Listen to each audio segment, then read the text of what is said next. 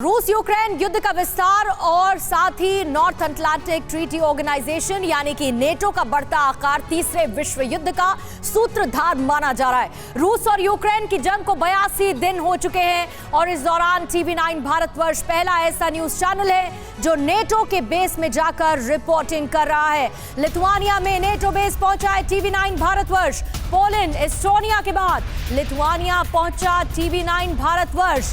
Lithuania में NATO base से world exclusive report हम आपको दिखाएंगे। लिथुआनिया के फॉरवर्ड नेटो बेस पर टीवी9 भारतवर्ष की मौजूदगी है। टीवी9 के कैमरे पर नेटो की एक्सरसाइज आयरन वुल्फ कैप्चर हुई है।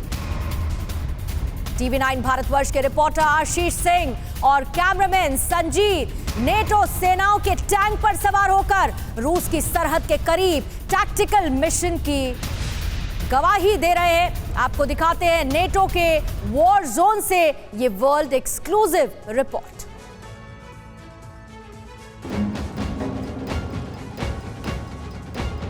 टीवी9 भारतवर्ष की टीम इस समय है वॉरियर जो इन्फेंट्री कैरियर व्हीकल है उसके ऊपर लिथुआनिया के रुकला ट्रेनिंग एरिया में, जहां पे नाटो की सबसे बड़ी एक्सरसाइजेस में से एक जिसमें 1 दर्जन देश शामिल हैं, एक्सरसाइज आयरन वुल्फ पे।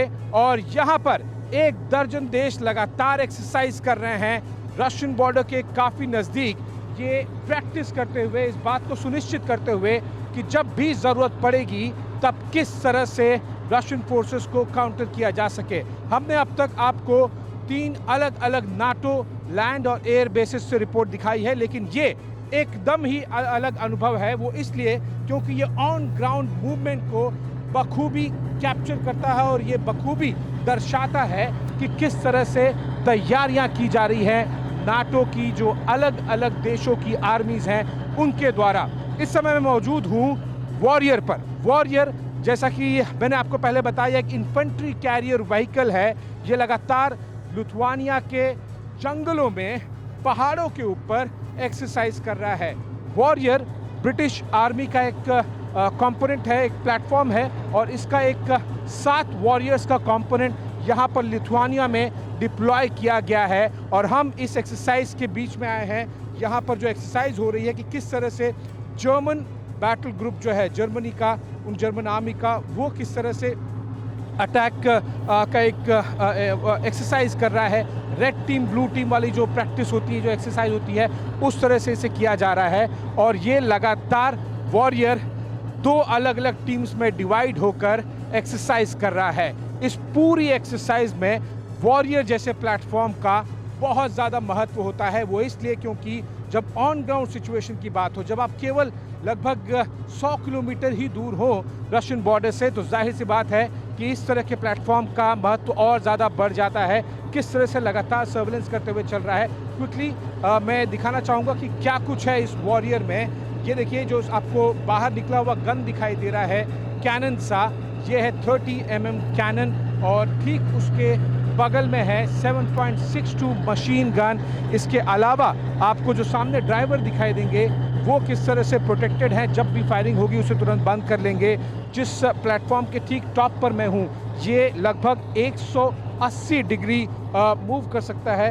इनफैक्ट मैं अभी जो हमारे कमांडर हैं इसके, उनको मैं रिक्वेस्ट कर रहा हूँ, ये देखिए 180 डिग्री किस तरह से बखूबी मूव किया इस armoured carrier infantry carrier vehicle ने। और इसी तरह से लगातार ये मूव करते हुए बढ़ रहा है। एक नहीं बल्कि 2 वॉरियर्स, आपको मेरे पीछे भी दिखाई देगा किस तरह से एक्सरसाइज कर रहे हैं। 2 अलग अलग टीम्स में डिवाइडेड हैं।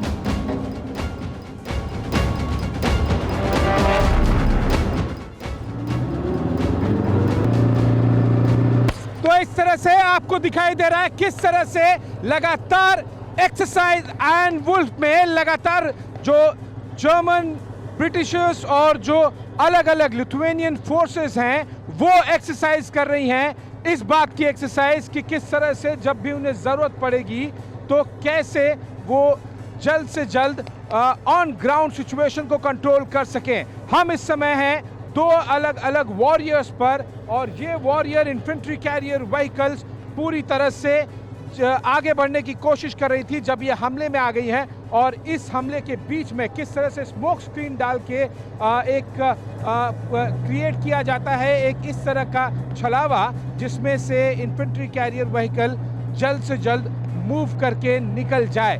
जब आप बहुत ज़्यादा फ्रंट बेसिस पर होते हैं, बहुत आगे फ्रंट लाइन बेसिस पे, तो जाहिर सी बात है कि इस तरह के जो एक्सरसाइज होती है, इस तरह के मिशन जो होते हैं, वो बहुत ज़्यादा महत्व रखते हैं। आपको ज़्यादा एक्शन दिखाई दे रहा होगा और मैं कम दिखाई दे रहा हूँगा, वो इसलिए क्योंकि इस पूरे मिशन का मकसद ही यही है कि सैनिक जो हैं वो न दिखाई दें और जल्द से जल्द इस तरह के जंगलों में से इस तरह के वॉरियर्स के साथ में हम आगे बढ़ के निकल जाएं।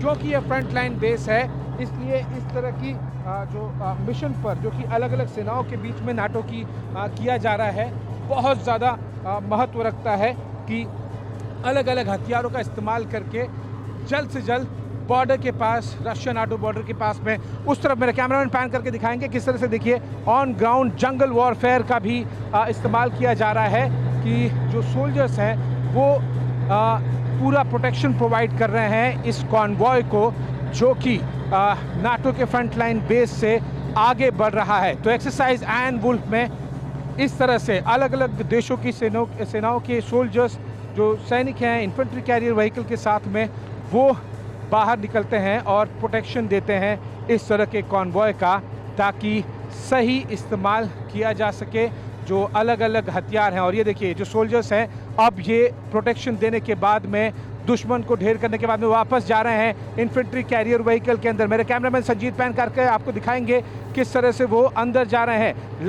लास्ट जो सोल्जर है, एक अंतिम सैनिक का भी इंतज़ार किया जा रहा है कि वो जब आ जाए तब उसके बाद में अंदर जाके, ये पूरा दस्ता अंदर जा चुका है और अब ये आगे बढ़ रहे हैं। इस तरह से फाइटिंग कैपेबिलिटी का इस्तेमाल दिखाया जा रहा है। और मैं दूसरे वॉरियर में हूँ पीछे, जहाँ पर इस तरह की जो एक्सरसाइज है वो की जा रही है, और अब ये वॉरियर्स रिटर्न जा रहे हैं ताकि दूसरे रूट का इस्तेमाल कर सकें। दुश्मन के प्रेजेंस का इन्हें अंदाज़ा लग गया यहाँ पर, और इसीलिए रिवर्स करके तुरंत आगे तेज़ी से जा रहे हैं।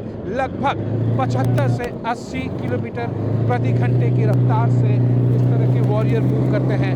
तो घंटे भर से भी ज़्यादा का समय नहीं लगेगा रशिया के बॉर्डर पर नाटो की सेनाओं को पहुँचने के लिए।